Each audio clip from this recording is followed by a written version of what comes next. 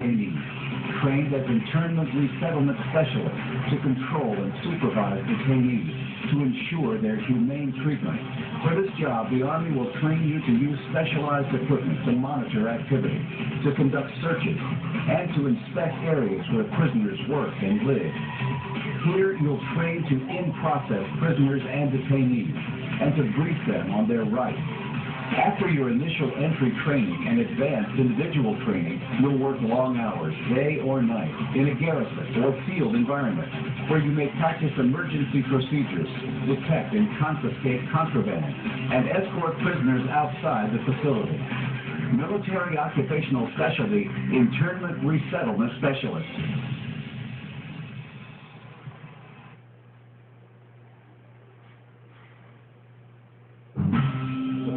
Service has fallen almost exclusively onto the backs of our military. And that's why I won't just ask for your vote as a candidate. I will ask for your service and your active citizenship when I'm President of the United States. Citizenship is not an entitlement program. It comes with responsibility. A young person joining our military must know that we will only send them into harm's way when we absolutely must. We need to ease the burden on our troops while meeting the challenges of the 21st century.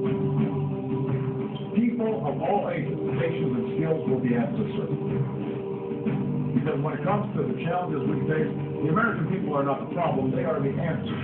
We cannot continue to rely only on our military in order to achieve the national security objectives that we've set.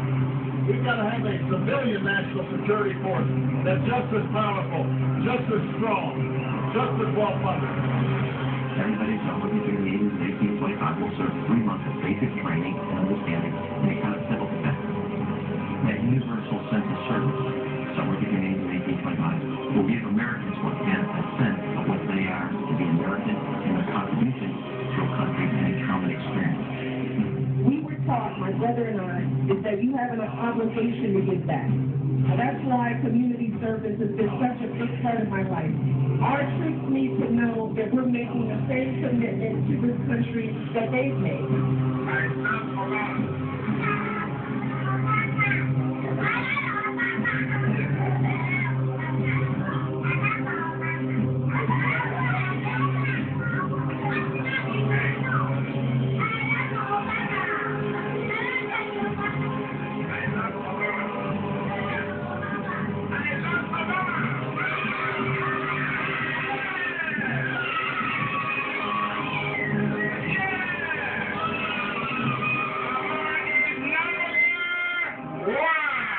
We're gonna spread happiness. We're gonna spread freedom. Obama's gonna change it. Obama's gonna lead 'em.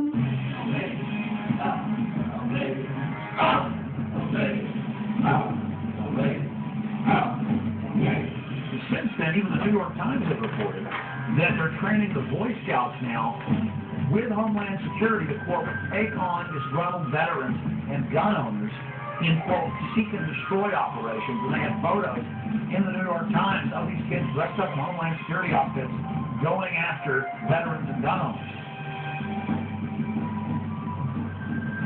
Down and said, give me somebody before they send them in any I want. So that's why there's this push. Get the kids into the school system, get them to not follow evidence, get them to only do as they're told, get them to be little robots, get them to think it's normal to march up in lines and act like little soldiers and so forth. And then later in life, they'll never know the difference. Everybody has to get rid of the idea that they're an individual. They have to understand that we all have to work in group for the collective, for the good of the whole.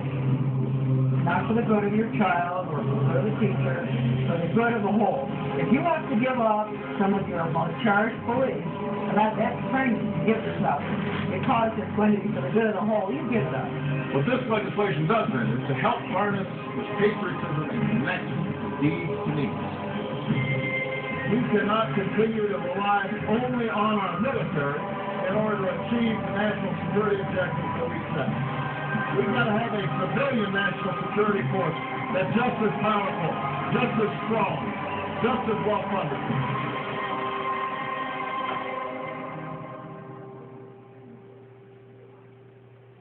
They've been turning on the American people and working against our interests for a number of years.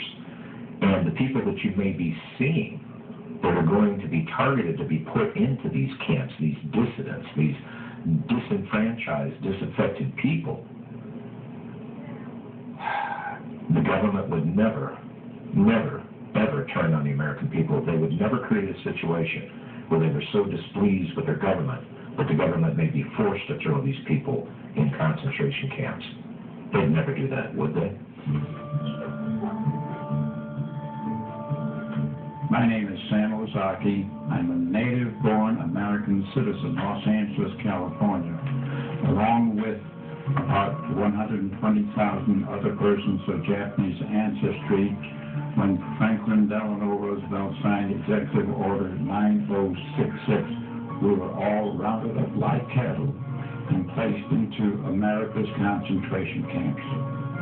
They had designated areas where people would report, and they were transported by bus to they called them assembly centers.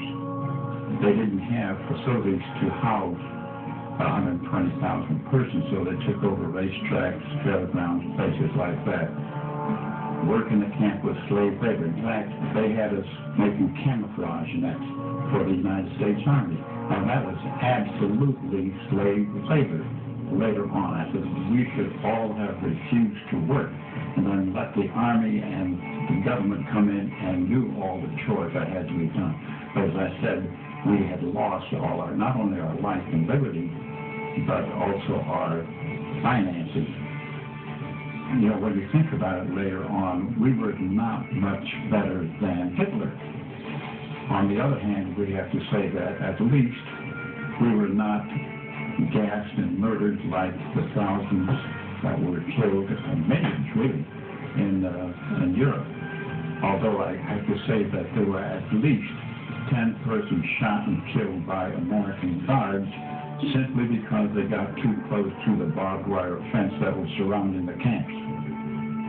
Native-born American citizens like myself were denied life, liberty, and the pursuit of happiness, in total violation of all the Constitution, the Bill of Rights, and so forth.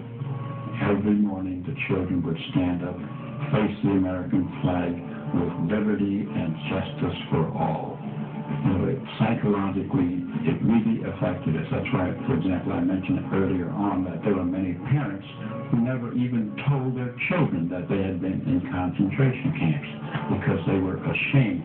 We should not be ashamed. It was the United States government that should be totally ashamed of their behavior and putting 120,000 persons of Japanese ancestry in America's concentration camps. And you have to be alert because it can happen again.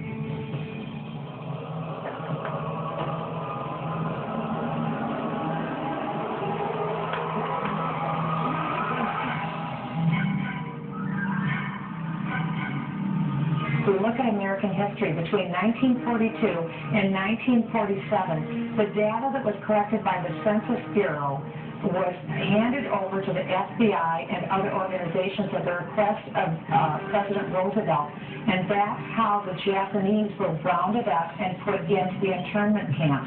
I'm not saying that that's what the administration is planning to do, but I am saying that private personal information that was given to the Census Bureau in the 1940s was used against Americans to round them up. I think there is a point when you say enough is enough to government intrusion. And you had mentioned this earlier, 28 pages. I have the survey right here, Glenn. This is a 28-page survey. This is the short form that every American will get next year. Does the federal government really need to know our phone numbers? Do they really need to know, like you said, the date and time that we leave, mental stability? You know the one question that's not on this survey, Glenn? Are you a U.S. citizen? I am just not comfortable with the way this census is being handled, with associating with ACORN, with the questions that are being asked, with Americans being compelled to give this information.